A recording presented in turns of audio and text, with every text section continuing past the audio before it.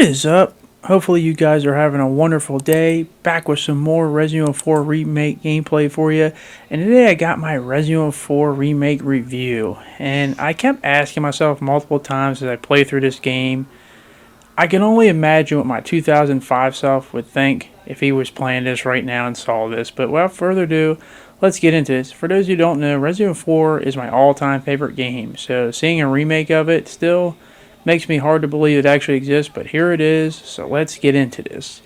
And all I can say is right off the bat is, man, Capcom, they've blown my expectations out of the water. Like, I just can't get over how good this is. And for starters, let's start with the main character, Leon S. Kennedy. And I'll say this right now, his strongest characterization by far in any Resident Evil game.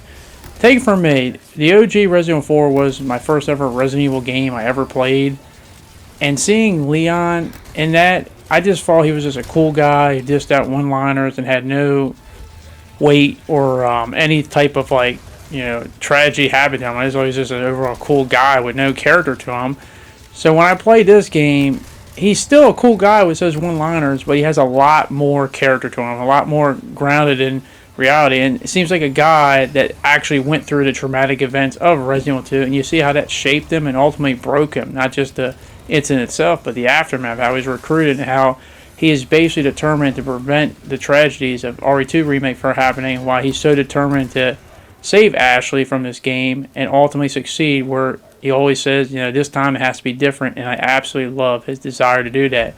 And his character is so much different and so much more nuanced and done right, as well as another character, but I'll get into that later on in this video, but just remember it. But overall, Leon is at his absolute best, maybe in any Resident Evil game, period, and I absolutely love it.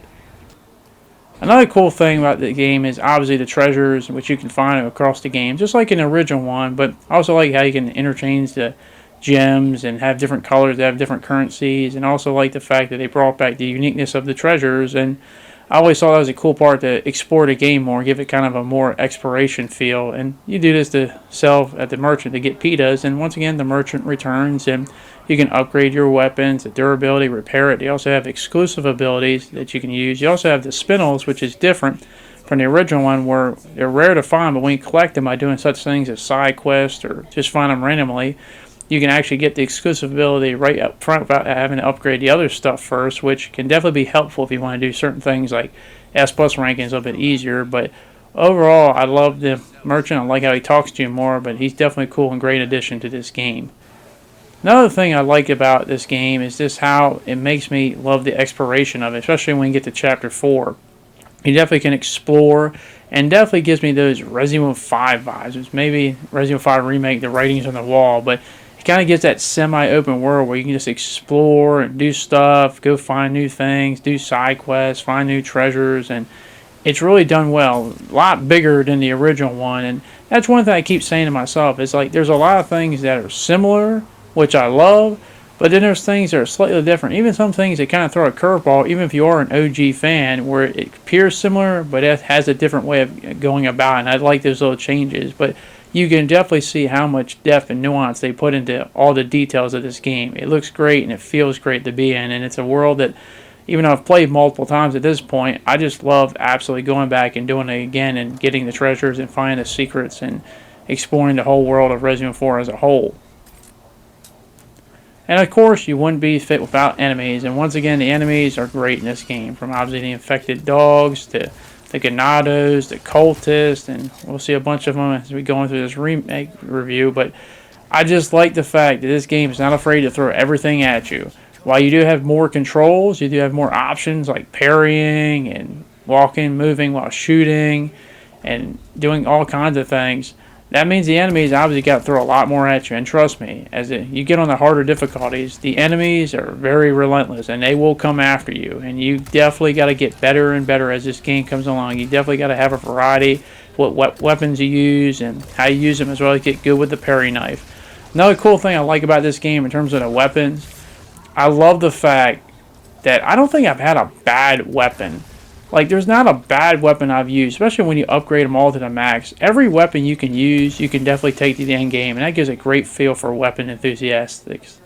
Another great improvement, and maybe the biggest one for me personally, is I absolutely love Ashley. For those who don't know, Ashley's my least liked thing in the original one, not in terms of mechanics of the gameplay, but just her constantly screaming Leon, Leon, Leon, and Leon, and it got so annoying.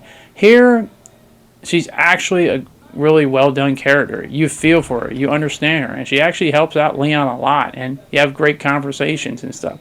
I laughed when she made the little reference to Jill later on in the island segment, but you get a sense, this is a character who you can understand and empathize with, and you definitely want to save and protect. But she's also just not there being helpless. She also helps up Leon, getting to places he can't reach, or just helping him, or even sometimes just talking to him. Also, like when Leon gets hurt, she kind of screams and terrifies. So she feels like a living, breathing character.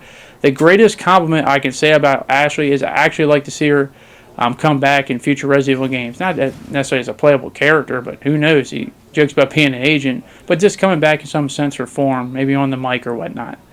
But I just love the fact that here it's just like she's somebody that isn't just like some stereotype. She's an actual living, breathing character, and I was just amazed. Like, damn, the thing that I didn't like the most from the original one, here I am praising. And as I said, maybe she can come back in a role like what Hunniking does in future Resident Evil games to anyone, or Leon, or maybe they have some Easter egg. But I would definitely love to see Ashley come back, and seeing her done this well makes me feel like this is why we need a Code Veronica remake, because they could definitely do characters like Steve so much better than the original one if they were able to do Ashley to make her not just likable, but someone you want to see return. That would be a huge improvement. Another thing I like about Ashley is just I like her segment a lot more. I think it's a lot better and cooler done. It's definitely a lot more intense than the original one. I didn't mind the puzzle, even though some people didn't like the puzzle. But you definitely got to be careful here, as you have options to freeze these armored knights. But you definitely got to be careful here, because they come at you the last part of this game. It gets really hectic and terrifying. But once again, it shows that Ashley is not someone who's just there to scream Leon. She can actually hold her own and do things to help out, which is really cool.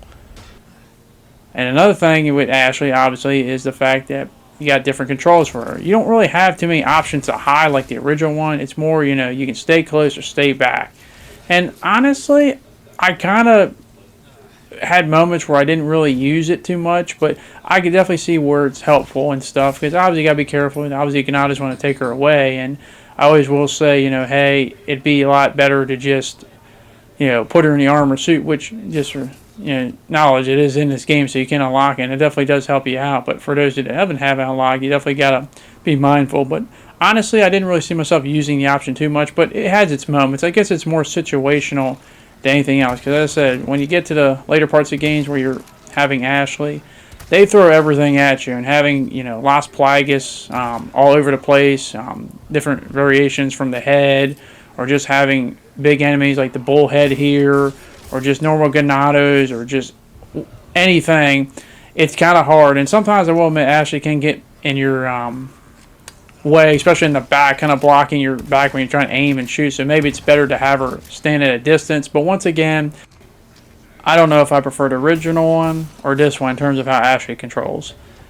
Another great addition is Luis, and he definitely has a lot more screen time in this one than he did in the original one. In the original one, he just kind of shows up in cutscenes. He had the one area where you defend the house from all the Ganados, and just like this one, he has that same too. But he's a lot more advanced as a character. Obviously, one of the big differences is he's not just, some random guy working for the Los Illuminados. He's also somebody who was a former Umbrella scientist in the Europe division, and actually has ties into the creation of the Nemesis, which adds a whole cool new dynamic, especially with the remakes. And I actually like that a lot. I would be very interested to see maybe some content of him behind that whole team and what he was doing, or maybe his earlier days in Los Illuminados. But he's a fun, enjoyable character who also has a whole chapter dedicated with him team up with Leon, which, by the way, I love their interactions to death. You can definitely see these two guys they have their moments where they're talking to each other and dissing on each other. And Leon, as I said, he's very different in his game in terms of he's not very keen to bullshit and trusting people, and very straight to the point, and gets easily annoyed, and Luis is just kind of edging him on. So it's a perfect, I guess, buddy cop concept there that I really like, and it's well done. And ultimately it works really well. And as I said before, Luis should have been probably more in the game in the original one, but they finally rectified that in this one, and I have no problem with him, and I absolutely love him. He sounds cool, and I just like the whole rail cart thing would add him in there, and constantly them bickering back and forth. I just like the wordplay between both of them, but it's very satisfying to see just how different the original one is and how different this one is. Because in the original one, I said, other than the whole house defense, you really don't see Luis other than just random cutscenes and stuff. So here, you get a sense of why he's doing what he is, his characterization, and how he's trying to make amends to things, but also how he's not going to change himself at all. He's a playful, cool guy, and that definitely is a huge contrast how Leon is, where Leon's just getting tired and sick of this shit and wants to change things. But Luis ultimately is another improved character, just like Ashley. So I have to give the remake a lot of credit for that. They really did a lot of great things with characters that seemingly were either not in the game long enough or seemingly annoying. Other things I like about the remake is, as I said before earlier, some things will play out similar and then some things will play out differently. Like, for instance, the whole Chainsaw Sisters. You know, it's different how they come and play about, but once again, it's just as effective, and it's very terrifying. In fact, it's probably even more terrifying for me personally because than the original one, just how they come out and the space you don't have, and not to mention all the other Ganados coming out.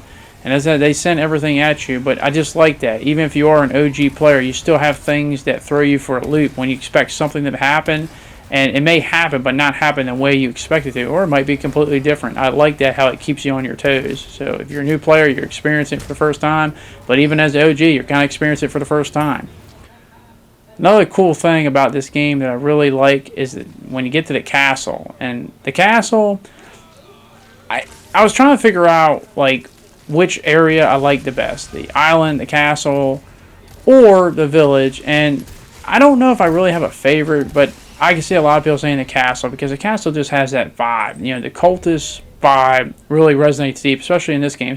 It also did in the original one too, but the whole castle, the architect of it, the whole fogginess of it, just the look and design, and when all these cultists and the chanting, it really just resonates into like, man, this is not a place you want to be in, but unfortunately the game puts you in this place and you got to find a way out of it, and you really got to get on your ball. Like, if you haven't started mastering using the knife and parrying and moving and swapping your weapons, then you're going to be in some trouble because these guys come at you, and they come at you in different forms, more numbers, and they have more variety of how they can attack you. At this point, I really just started to just imagine, like, man, it just seems like they took everything from the original one and they just found ways to make it better and improved. And from a fan who loves the original, I couldn't be more happier. And it's just like, wow. As much as I love the original one, it's amazing how much more detail and stuff they put into things like this that I really love and appreciate, and makes me just more happier than ever. I also like the whole setup to the Garador as another iconic enemy from the original one. I just like the whole prison segment with all the dangling metal chains and how you got to be careful. And by the way, on the harder difficulty, this room is a lot more packed with wooden platforms and metal chains, so you definitely got to get really good in terms of maneuvering around, but also not be sure to hit them. You obviously get a critical sneak attack on him, but sometimes it's hard to do, especially when he keeps turning and changing, and then you try to get behind him and this stuff is in the way. So this whole setup, I just really appreciate it, and I like it a lot more than the original one. This goes back to my earlier point. It's like they took everything that was great about the original one, but just enhanced it and put it on steroids, and it's so much better done, and I get them a lot of kudos for that, because the original Garador room was kind of plain, but this one is done so much better. And once again, another cool thing I like in this game is this enemy. Now, he's not new in the game, but it's what he does that's kind of really cool, and I do like it, is the Red Cloak cultist. And he has the ability to make the Las Plagas sprout as he controls them and just basically transform. But another thing he can do is, since you're infected yourself, he can actually stop you and have you hold your head so you can't shoot and act up and fire and stuff. And that's really powerful, because when you're in a room surrounded by people and you have that guy in the background constantly doing it, it makes it so much harder. So he's definitely a priority, and you definitely want to take him out as soon as possible. But what's cool about him is he's not stupid himself. He's somebody that he knows that, so he'll hide behind all his enemies, and if you try to get close and take him out, and as long as you don't stun him or get him on the ground, he'll just run away from you. Now, as you're right up close, he'll attack you, but he'll run away and keep going over the place, making it harder and harder for you to take him out, and it makes it so much more difficult and stuff. He'll run and attack, but then he'll run behind his other Ganados, and, you know, but it just adds a whole different dynamic, and I really like that. I think that's really cool, and of course, trying to fight him and then get all the other Ganados out of your way is definitely a lot harder, easier said than done.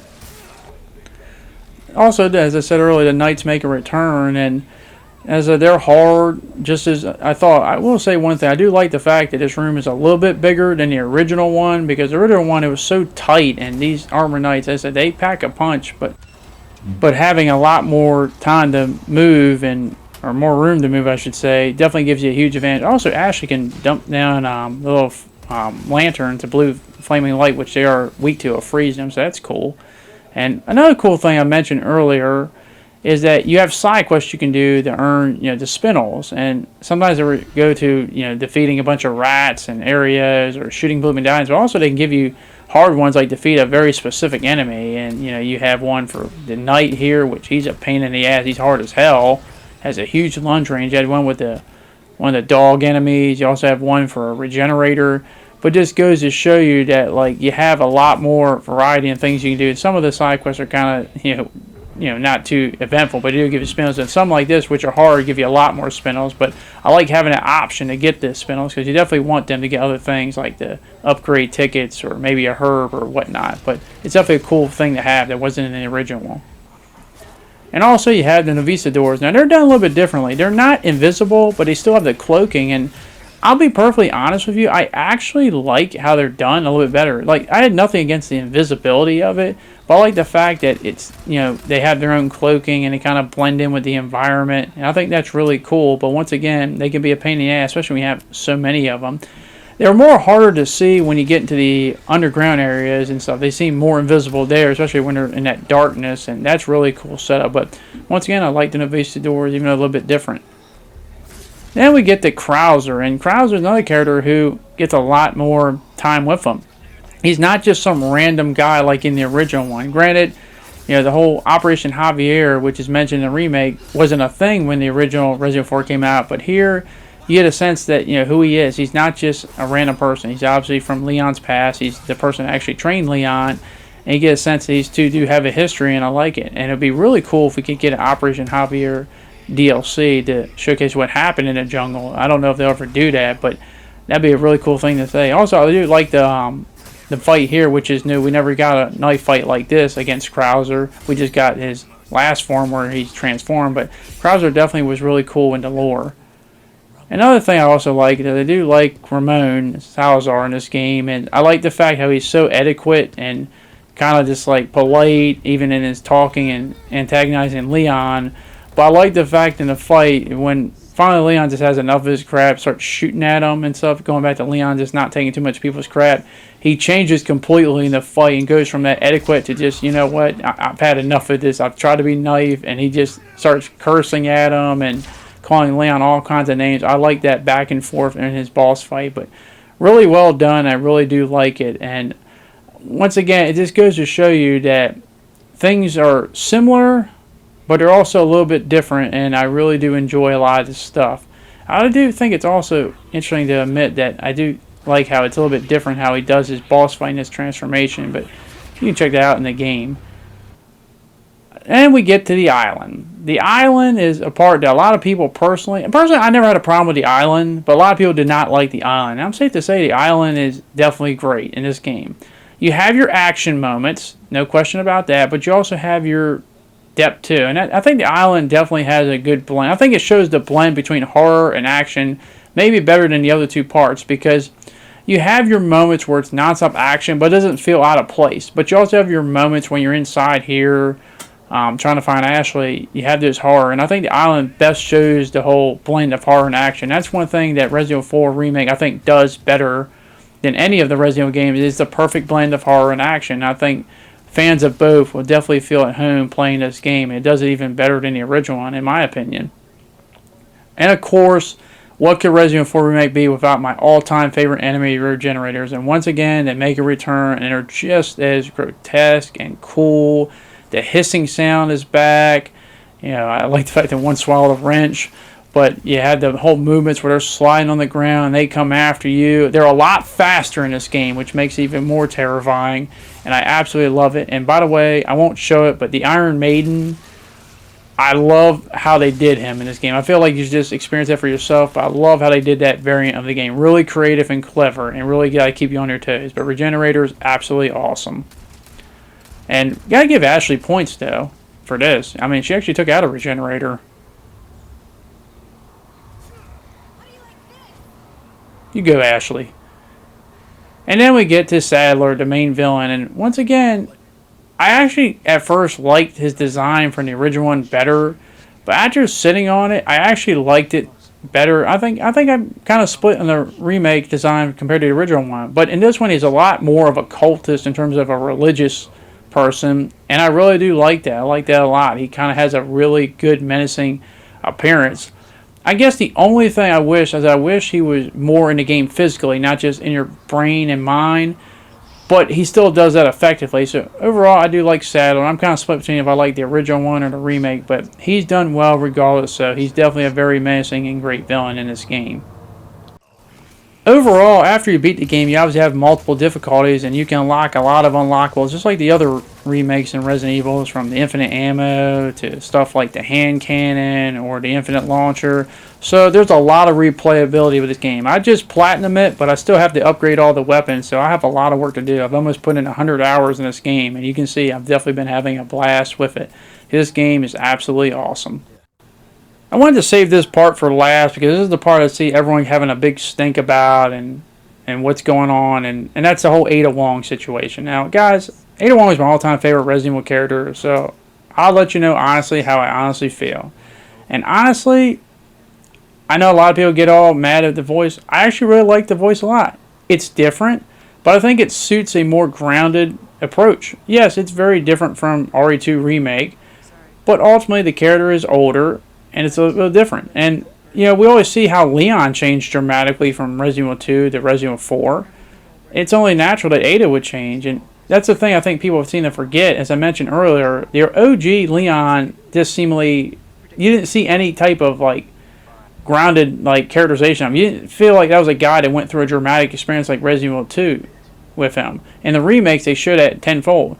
But it's not just that Leon changed, Ada also changed. And Ada seems a lot more jaded and disconnected from everything else, and kind of just seemingly just there to do a job. And honestly, I just think the fact that Leon's there probably gives her any type of excitement, because it's like, you know, I really don't want to be here, but with Leon here, maybe I have some fun. But I think one of the sadder parts is that because Leon is a lot more grounded as a character, he doesn't go along with this stuff as often, and he's kind of different. And Ada asked the question, you know, earlier that, hey, you know, you haven't changed, Leon, and he kind of proves her wrong in a way with basically not going along with her to escape the island. And it's kind of a moment where you can actually see Ada kind of sad. And that's the thing I get with Ada in this game. She's a lot more sad, just kind of doing something she probably doesn't really want to do, but has to do it. And that's the thing with Ada I think people forget. She's not going to be showing her emotions on her sleeve. It's very subtle, and you really got to pay attention to notice this. But Ada is someone that has a lot of sadness, and honestly, when she sees someone like Leon, she sees the best of him, and she sees someone that's a good man trying to do the best of what he can do to help people, and she doesn't ultimately want to see him fall, and she'll provide help as long as it goes along with her mission. But ultimately, she will do some things that even go against her mission, even putting her life on the line. And I like the banter between them, but there's a lot more, you know, drama. You definitely feel these two people went through a traumatic event in Raccoon City and the aftermath, and you see how they change. But the thing is, as I said before, it's not just that Leon has changed. Ada has changed, because Ada before probably just wouldn't have cared, and after they used Leon, probably would have just killed him. But just like in Resident Evil 2 Remake, she couldn't shoot him then, and this one, she couldn't shoot him now. And you kind of get a sadness when he doesn't accept that plane ride. And whatnot, but ultimately she has to keep that stoic look on her face. And as I said, it's not that she's emotionless or bored. She has to appear that way so no one can get a read on her. It's what makes her the spy that she is, how she can get in and get out and no one can kind of get a read on her. But because Leon has interaction with Ada, he can sort of see a lot of that stuff, and I like that interaction. It makes me really, really, really excited for what they could do with a Separate Ways DLC, which I think we all know. The writing's on the wall. I mean, Leon even mentioned it, so I really want to see how expansive that can be, because I have a feeling it's going to be maybe Resident Evil's possibly their biggest DLC ever, but more on that when it does come out. One thing I will point out is the end of the game, and I'll end this whole review with this. Obviously, we got a lot of nods to a Resident Evil 5 remake, because at the end we do see Wesker. Now, granted, just like in the original GameCube version, we didn't have a Separate Ways, but we also didn't see Wesker. We didn't have any scenes of him in the game, I don't believe, but what makes this really cool is that on his screen you have a lot of nods to them doing Resident Evil 5 remake, which I think, as I said, the writing's on the wall. You know, you have the garden, the person from Tricell, and you even have a Revelation 1 Chris picture, which kind of goes against the timing of it in terms of when it came out and this game came out, but nonetheless, I like that. And by the way, I like Wesker's model, and he's cool, and I can't wait to try him out in Mercenary mode, which, as I'm recording this, comes out April 7th, so a few days away, which will be awesome. But overall, I really do like this setup. Not just a Separate Ways setup where we see what Ada does with the whole Lost Plagueis, but just the whole setup for future Resident Evil remakes, which are probably going to happen. Overall, I can safely say this, as someone who loves the original Resident Evil 4 and sees this remake, all I can say is, thank you very much for respecting the original one, but also not being afraid to do something a little bit different and kind of giving the best of both worlds. From me, you have my sincerest gratitude. Thank you very much, and I'll see you guys later.